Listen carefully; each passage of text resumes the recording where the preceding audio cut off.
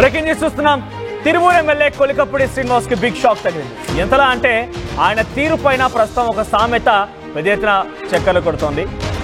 కుక్క తోక నూపాలి కానీ తోక కుక్క నూపకూడదు. ఈ సామెత పర్ఫెక్ట్ గా ఉంది. ఎందుకు ఇక్కడ ఇది వాడాల్సి వస్తుంది, చర్చనీయాంశంగా మారిందని అంటే బేసిక్గా అధిష్టానం నుంచి ఏదైనా తప్పు చేస్తే కింది స్థాయిల కార్యకర్తలు కానివ్వండి, నాయకులు కానివ్వండి, లేకుంటే వివిధ కమిటీల్లో పనిచేసినటువంటి సెక్రటరీ, లేదంటే ఇంక ఇతర ఎమ్మెల్యేలు అయితే ఎమ్మెల్యేల పార్టీ ఆ అధికార పార్టీ లేదంటే ఆ సంబంధిత పార్టీ షోకాజ్ నోటీస్ జారీ చేస్తుంది, అల్టిమేటం జారీ చేస్తుంది, సమాధానం చెప్పాలని కోరుతుంది. కానీ ఇక్కడ రివర్స్లో కొలికపూడి శ్రీనివాస్ అధిష్టానానికి అల్టిమేట్ జారీ చేయడం, రమేష్ రెడ్డి తొలగించకపోతే 48 గంటల్లో నేను రాజీనామా చేస్తానని చెప్పడం పెద్ద ఎత్తున చర్చనీయాంశంగా మారింది. ఇది ఒకటే కాదు, గతంలో కొలికపూడి శ్రీనివాస్ పై అనేక ఆరోపణలు, చాలా మంది మహిళా కార్యకర్తలు కూడా బయటకు వచ్చి కొన్ని రకరకాల ఆరోపణలు చేసిన దాఖలాలు కూడా ఉన్నాయి. తాజాగా ఈ రోజు నందిగామ పర్యటనలో చంద్రబాబు ఉండగా చంద్రబాబు దగ్గరికి ఆయనని కలవడానికి, ఆయనకి షేక్ హ్యాండ్ ఇవ్వడానికి పదే కొంత ఆయన ఉత్సాహం చూపించిన, ఎవరు కొలికపూడి శ్రీనివాస్ ఉత్సాహం చూపించిన చంద్రబాబు మాత్రం కూరలో కరివేపాకులాగా తీసి పక్కన పెట్టేశారు. చూడండి ఇక్కడ విజువల్ చూడండి. స్టార్టింగ్ ఆయన ఒకసారిగా హెలికాప్టర్ దిగగానే అందరూ కూడా ఆయన రిసీవ్ చేసుకుంటున్నారు. చాలా మంది బుక్కేలు ఇచ్చి కలుస్తున్నారు. అక్కడే ఆ పచ్చ రంగు కండువా తలకు పాగాల కట్టుకున్నటువంటి వ్యక్తే కొలికపూడి శ్రీనివాస్ సర్కిల్లో కనబడుతోంది కదా. ఆయన ముఖ్యమంత్రి చంద్రబాబుని కలిసేందుకు వెళ్ళినప్పటికీ కనీసం ఆయన వైపుగా చూడలేదు కూడా. ఒక సీరియస్ లుక్ ఇచ్చి వెళ్ళిపోయారు. అలా ఆయనని కొంత వెనకబెట్టేశారు. చివరిగా ఆయన ఎక్కడికో వెళ్ళిపోయాడు. ఇక కనీసం చంద్రబాబు ఆయన కలవడం కాదు కదా, కనీసం ఆయన వైపు చూడడం కూడా చూడలేదు. హెలికాప్టర్ దిగానే అందరు నేతలు పరిచయం చేసుకున్న సమయంలో ఆయన అలా వచ్చి కొంత కలిసే ప్రయత్నం చేసినప్పటికీ చాలా సీరియస్ లుక్ ఇస్తూ చంద్రబాబు అక్కడి నుంచి వెంటనే కొలికపూడి మెల్లిమెల్లిగా వెనక్కి వెళ్ళిపోయాడు. పక్కనే ఉన్నా కూడా పట్టించుకోకపోవడంతో ఒక్కసారిగా అయ్యో పాపం అనంది అందరూ కూడా ప్రజెంట్ కొలికపూడి వైపుగా చూస్తున్న పరిస్థితి కనబడుతోంది. ఏదేమైనా కూడా తన దురహంకారమే, తనకున్నటువంటి దుందుడుకు స్వభావమే ఇక్కడి వరకు దారి తీస్తుందంటే కూడా అటు ప్రతిపక్షాలే కాదు, అధికార పార్టీకి సంబంధించి టీడీపీ పార్టీకి సంబంధించి కొంత వ్యక్తులు కూడా ఈ రకంగా చర్చించుకున్నట్టు తెలుస్తోంది. ఇప్పటికే ఆయన వ్యవహారం చాలా సీరియస్గా ఉండగా టీడీపీ అధిష్టానం కూడా చాలా సీరియస్గా తీసుకుంది. టీడీపీ నేత రమేష్ రెడ్డి పైన చర్యలు తీసుకోకపోతే రాజీనామా చేస్తానంటూ అధిష్టానానికే అల్టిమేటం జారీ చేశారు. అధిష్టానం నుంచి ఏదైనా సమాధానం అధిష్టానం నుంచి ఏదైనా కొంత ఇబ్బందులు ఎదుర్కొంటే, షోకాజ్ నోటీస్ వచ్చినా ఇంకేదైనా వచ్చినా కూడా సమాధానం చెప్పాల్సిందిపై రిటర్న్లో ఈయననే నాకు నేను చెప్పాను కదా, కుక్క తోక నూపాలి కానీ తోక కుక్క నూపకూడదని చెప్పి. సో ఇట్లా ఆయన రివర్స్గా చేయబోయారు. ఆఖరికి వస్తే ఎక్కడికో వెళ్ళిపోయిన పరిస్థితి. దీనిపై మరిన్ని అప్డేట్స్ రాజేష్ అందిస్తారు. రాజేష్, సో ఏంటి బిఫోర్ దాట్ ఒకసారి రాజేష్తో మాట్లాడకంటే ముందు ఒకసారి మనం ఆ దృశ్యాలు చూద్దాం. ఒకసారి రాజేష్ మీరు హోల్డ్లో ఉండండి.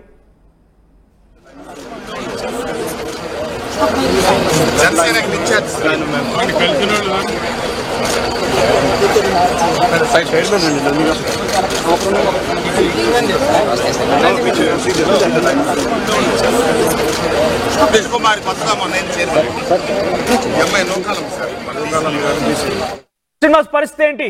ఆయన ఎమ్మెల్యేగా అల్టిమేటం అటు అధిష్టానానికి జారీ చేయడం డెఫినెట్ గా కొంత చర్చనీయాంశమైంది. ఆఖరికి వస్తే ముఖ్యమంత్రి కూడా పట్టించుకోకుండా వెళ్ళిపోయారు. ప్రస్తుతం ఆయన పార్టీలో ఏంటి అన్న పరిస్థితి ఎలా ఉండబోతుంది? నెక్స్ట్ ఫ్యూచర్ ఏంటి?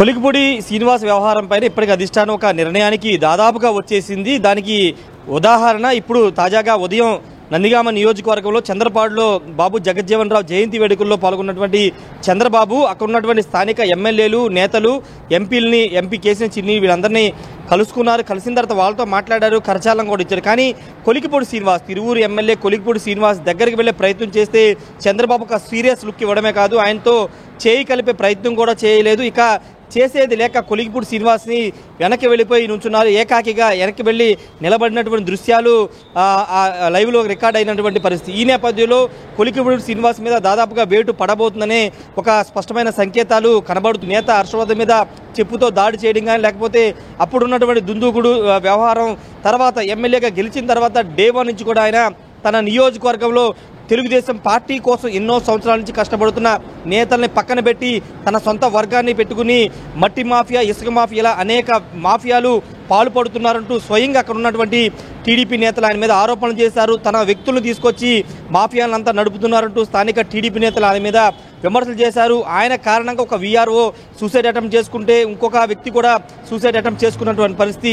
ఇలాంటి అనేక సంఘటనలు జరిగిన తర్వాత కూడా ఒక ఎమ్మెల్యే స్థాయి వ్యక్తి, ఒక పార్టీ అధ్యక్షుడు, జాతీయ అధ్యక్షుడు ఉన్నటువంటి చంద్రబాబు, 4 సార్లు ముఖ్యమంత్రి చంద్రబాబు, 40 ఏళ్ల అనుభవం ఉన్నటువంటి చంద్రబాబు ఆ పార్టీని సవాల్ చేస్తూ ఆల్వాల్ రమేష్ రెడ్డి ఒక మార్కెట్ యార్డ్ మాజీ కమిటీ చైర్మన్ని పార్టీ నుండి సస్పెండ్ చేయకపోతే ఎమ్మెల్యే పదవికి రాజీనామా చేస్తానంటూ ఒక అల్టిమేట్ ఇవ్వడం పెద్ద దుమారమే రేపింది. ఒక ఎమ్మెల్యే, అందులోనూ మొదటిసారి గెలిచిన ఎమ్మెల్యే, ఒక సంవత్సరం కూడా పాలన పూర్తి చేసుకోలేదు, ఒక సంవత్సరం కూడా ఆయనకి ఎక్స్పీరియన్స్ లేని ఎమ్మెల్యే ఒక పార్టీని, అంటే సీట్ ఇచ్చినటువంటి పార్టీకి అల్టిమేట్ జారీ చేయడం, తాను రాజీనామా చేస్తాను, ఆయన ఒక మార్కెట్ యార్డ్ మాజీ కమిటీ చైర్మన్ని సస్పెండ్ చేయబోతుంటూ చేసిన వ్యాఖ్యలు పార్టీలో పెద్ద ఎత్తున దుమారం రేపాయి.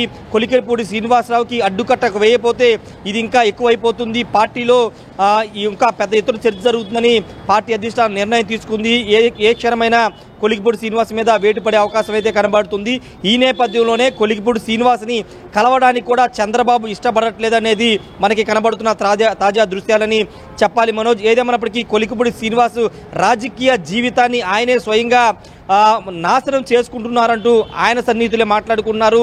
ఎవరు అంటే చంద్రబాబు ఇంత టైట్ ఫైట్లో కూటమిలో సీట్ల వ్యవహారంలో చాలామందికి సీట్లు ఇవ్వలేని పరిస్థితుల్లో కూడా కొలికపూడి శ్రీనివాసరావుకి సీట్ ఇచ్చి ఎమ్మెల్యేని చేస్తే ఇప్పుడు సీట్ ఇచ్చినటువంటి పార్టీని, సీట్ ఇచ్చినటువంటి వ్యక్తిని అగౌరవపరుస్తూ కొన్ని టీవీ ఛానల్స్ ఇంటర్వ్యూలకు వెళ్ళి జగన్ చేసినటువంటి కాలంలో మద్యం సంబంధించిన షాపుల గురించి, తెలుగుదేశం పార్టీ హయాంలో మద్యం షాపుల గురించి మాట్లాడుతూ పార్టీ అధిష్టానానికి వ్యతిరేకంగా, ప్రభుత్వానికి వ్యతిరేకంగా మాట్లాడుతున్నారంటూ కొంతమంది ఆయన మీద ఫైర్ అవుతున్నారు.